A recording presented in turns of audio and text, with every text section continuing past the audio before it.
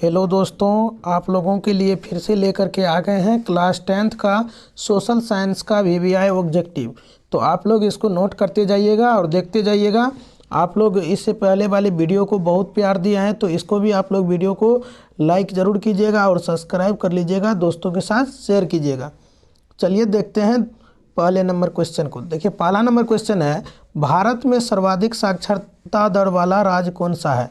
तो भारत में जो है सबसे साक्षरता दर वाला राज्य कौन सा है, तो इसमें हो जाएगा केरल। आपका सी नंबर आंसर जो है सही हो जाएगा। अब आप कहिएगा सर कितना है, तो केरल में जो है सो वह है 96.4% जो है 96.4% जो है सो लोग यहाँ पे साक्षरता दर वाला है। तो 96.4% जो है सो केरल में लोग साक्षरता दर है। अब देखिए, अब यहाँ से एक और क्वेश्चन आप याद कर सकते हैं कि बिहार में जो है सो सबसे कम साक्षरता दर है। तो सबसे कम साक्षरता दर कहाँ होगा, तो बिहार में होगा। ये इस चीज़ को आप लोग याद रखेंगे, सबसे कम साक्षरता दर बिहार में है। और इस चीज़ का सही आंसर क्या हो जाएगा, तो पहला का सही आंसर क्या होगा, केरल होगा। चलिए अब देखते हैं दूसरे नंबर क्वेश्चन को। दूसरा नंबर क्वेश्चन देखिए क्या है, यहाँ पे कह रहा है निम्नलिखित में कौन सा अर्थव्यवस्था के तृतीय क्षेत्र से संबंधित है। निम्नलिखित में कौन जो है सो तृतीय क्षेत्र से संबंधित है। तो ये क्या हो जाएगा, शिक्षा क्षेत्र जो है सो तृतीय क्षेत्र से संबंधित है। तो इसका सही आंसर क्या हो जाएगा, डी हो जाएगा। चलिए देखते हैं तीसरे नंबर क्वेश्चन को। तीसरा नंबर क्वेश्चन देखिए आप क्या है, तीसरा नंबर क्वेश्चन है आपका, भारत में वैश्वीकरण के कारण निम्न में से किस एक को सबसे कम लाभ हुआ।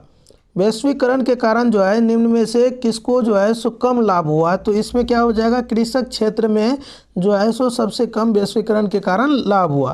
तो इसका सही आंसर क्या हो जाएगा, बी हो जाएगा। चलिए देखते हैं चौथे नंबर प्रश्न को।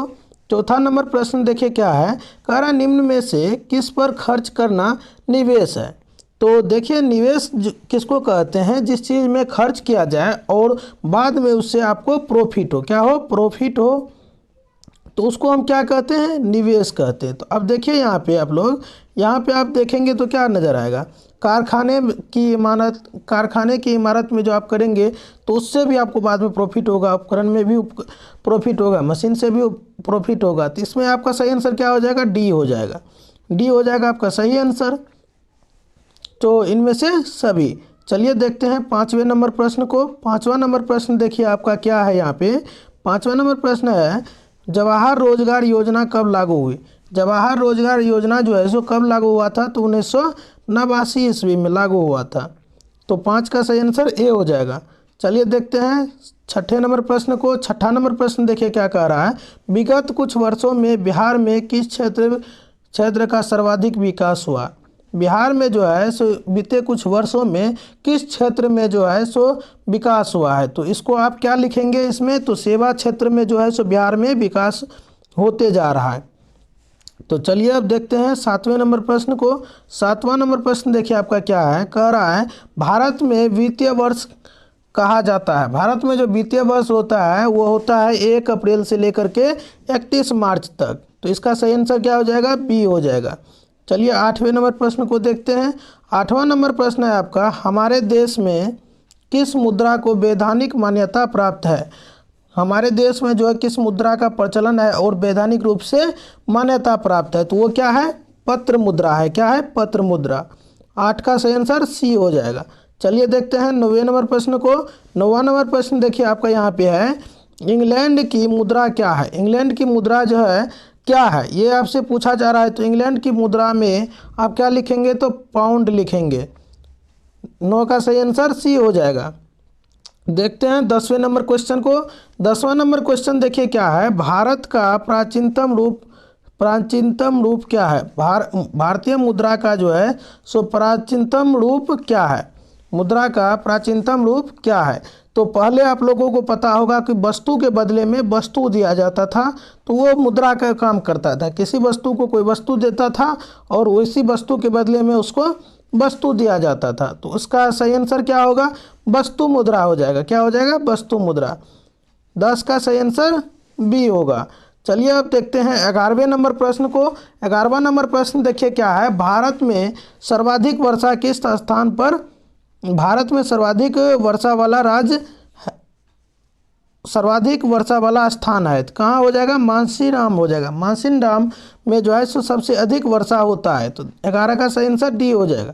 चलिए देखते हैं 12वें नंबर क्वेश्चन को। 12वां नंबर क्वेश्चन है, लेटेराइट मृदा का रंग होता है। लेटेराइट मृदा का रंग होगा लाल रंग का होगा। कैसा होगा? लाल रंग का। डी आंसर हो जाएगा। चलिए 13वें नंबर क्वेश्चन को देखते हैं। देखिए 13वां नंबर क्वेश्चन है, निम्न में लौह अयस्क कौन है? निम्न में जो है सो लौह अयस्क कौन है? तो हेमाटाइट जो है सो लौह अयस्क है।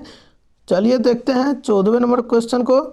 देखिए क्या कह रहा है, इंदिरा गांधी नहर कहाँ है? इंदिरा गांधी नहर जो है सो वो कहाँ है? तो राजस्थान में है। 14 का सही आंसर सी हो जाएगा। और आपको याद होना चाहिए कि इंदिरा गांधी नहर जो है सो सबसे बड़ी नहर है। क्या है? सबसे बड़ी नहर है। सबसे बड़ी नहर कौन सा है? तो इंदिरा गांधी नहर है। चलिए देखते हैं 15वें नंबर क्वेश्चन को। 15वां नंबर क्वेश्चन है आपका, क्योटो सम्मेलन किस देश में आयोजित हुआ? क्योटो सम्मेलन जो है सो किस देश में आयोजित हुआ था? तो वो कहाँ हुआ था? तो जापान में हुआ था। कहाँ हुआ था? जापान के क्योटो शहर में। कहाँ हुआ था? क्योटो नामक एक शहर था, वहाँ पे हुआ था क्योटो सम्मेलन। तो चलिए देखते हैं 16वां नंबर प्रश्न, इसका सही आंसर क्या हो जाएगा? सी हो जाएगा। 15 का सही आंसर सी होगा। चलिए देखते हैं अगला नंबर क्वेश्चन।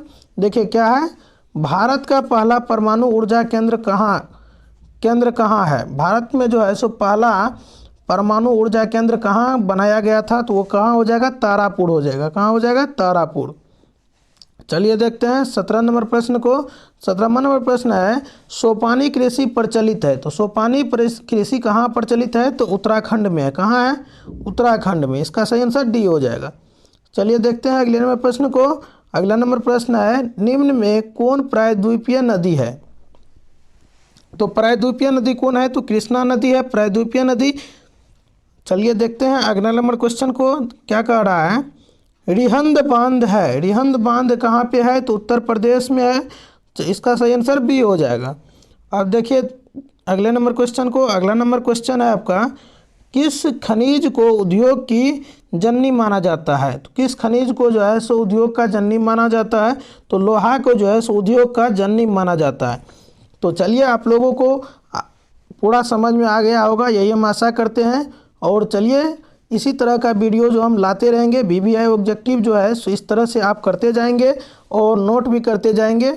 और कमेंट सेक्शन में ज़रूर लिखिएगा कि कौन से टॉपिक पे वीडियो चाहिए और कौन से सब्जेक्ट का वीडियो चाहिए, तो वो लेकर के हम आपके सामने ज़रूर हाजिर होंगे। चलिए मिलते हैं अगले टॉपिक के साथ, तब तक के लिए बाय।